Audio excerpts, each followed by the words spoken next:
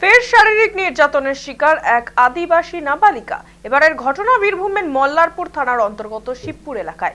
ইতিমধ্যে এই ঘটনায় যুক্ত 6 জন অভিযুক্তকে গ্রেফতার করেছে মল্লারপুর থানার পুলিশ। জানা গিয়েছে, ধৃতদের নাম সমাপ্ত কোনাই, অরিন্দম সৌরেন, শুভজিৎ ঘোষ, বনমালী ঘোষ, সুজিত ঘোষ ও অভিজিৎ ঘোষ।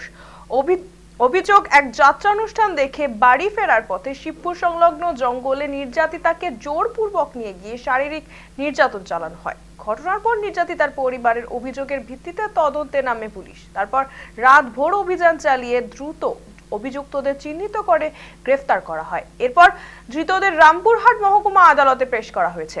আপাতত পুরো ঘটনা তদন্ত জারি রয়েছে।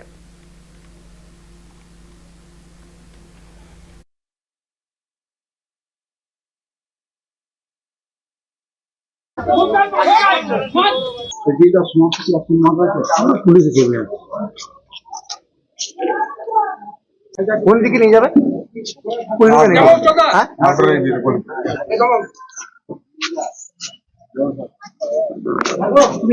প্রশ্ন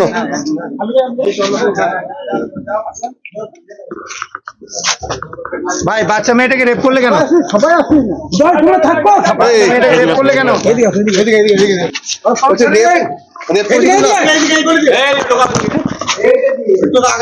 আগে যাও।